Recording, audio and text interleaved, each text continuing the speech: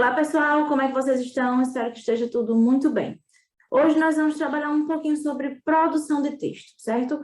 Vamos fazer aqui no livro de vocês, na página 113, né? Na segunda proposta de produção de texto sobre poema de cordel, certo? Vamos lá me acompanhar, gente. Página 113, produção de texto, poema de cordel, proposta 2. Você já leu e estudou alguns poemas de cordel. Agora, você e seu grupo vão criar um poema de cordel a partir das lendas pesquisadas e que deram origem ao verbete. As lendas anteriores, né? E que deram origem também ao verbete do Irapuru. Lembram, gente?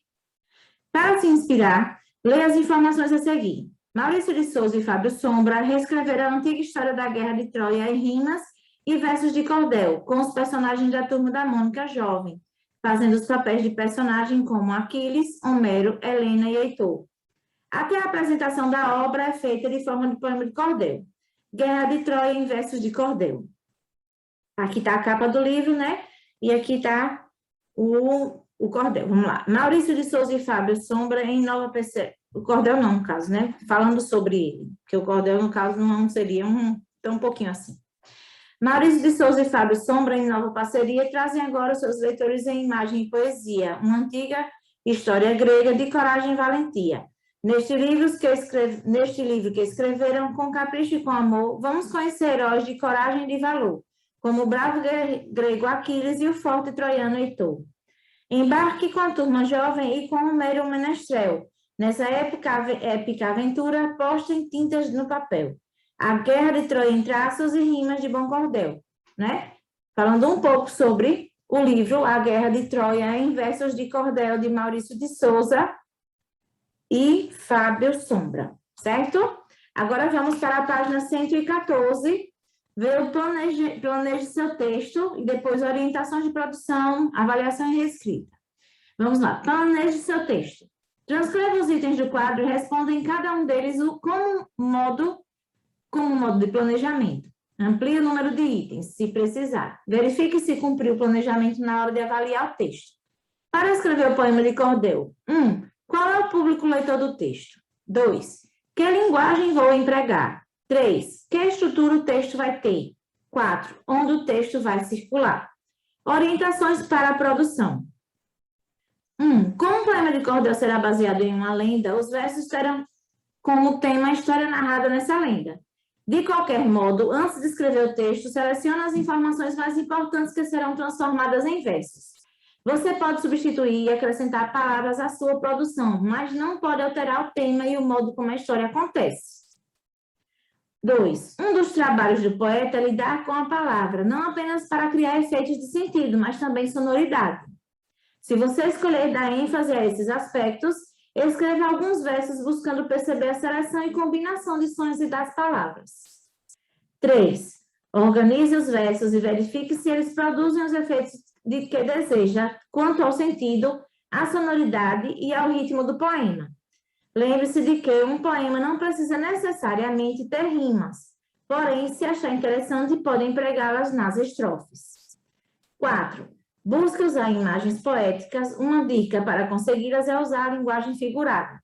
Por meio dela, o que parece difícil de expressar pode se transformar em versos muito interessantes. Retome os poemas de cordel vistos no capítulo e veja como os poetas constroem as imagens poéticas nos seus versos. 5. Organize a escrita do texto no espaço da folha. Você já sabe que a forma usada para escrever um poema não obedece à organização em parágrafos, mas à organização em versos. 6. Dê um título ao poema. O título não precisa ser exatamente o título da lenda tomada como base, mas deve ter relação com ela e os versos escritos. Ou seja, vocês vão tomar a lenda como base, vão escrever o texto em versos e não em prosa, né? Quando ele diz aqui, olha. Você já sabe que a forma para escrever o poema não obedece à organização em parágrafos, ou seja, ele está dizendo que o texto não pode ser em prosa e sim a organização deve ser em versos, porque é um poema de cordel, certo? Avaliação e reescrita. Depois de terminarem a produção, façam uma leitura do poema em voz alta para o grupo e verifiquem se querem modificá-lo, alterar as palavras e a combinação delas, acrescentar ou retirar versos, continuar o texto. 2. Verifiquem se o ritmo do poema ficou agradável. 3. Se vocês optarem por fazer um poema com rimas, vejam se elas produziram o efeito sonoro desejado. 4. Reescrevam os versos até atingirem seus objetivos. 5. Verifiquem se vocês escreveram corretamente as palavras. Caso haja qualquer dúvida, consultem um dicionário ou conversem com o professor. 6. Passem o texto a limpo e entreguem-no ao professor. Guardem uma cópia para ensaiar a declamação proposta na próxima sessão.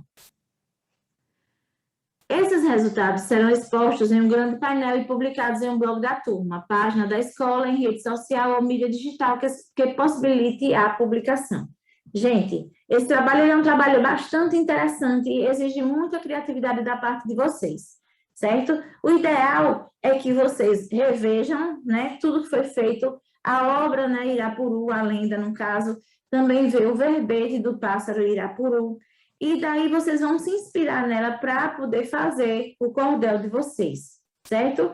Lembre-se, não é obrigatório que tenha rimas, mas caso tenha rimas, é preciso que elas sejam, como é que eu posso dizer? Que elas tenham sonoridade, que elas combinem, né, uma com a outra, né? Que no caso rima é justamente para isso, certo, pessoal? Caprichem, qualquer dúvida, fale com o professor de vocês para que eles esclareçam algumas coisas.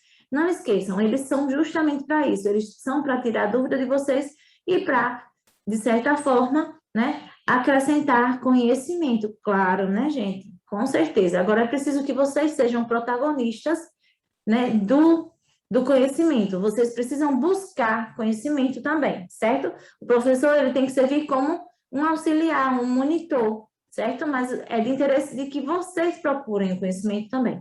Certo, galerinha? Nossa aula acaba por aqui. Qualquer dúvida já sabe, é só perguntar ao professor de vocês, que eles estão sempre prontos a tirar todas as dúvidas que vocês tiverem, ok? Sempre pronto a sanar as dúvidas. Certo, gente? E vamos para a nossa despedida virtual, lembrando que continuem usando máscara e cuidando de si e das pessoas que vocês amam, certo? Um abraço apertado, um beijo no coração e até a próxima, com fé em Deus, galerinha.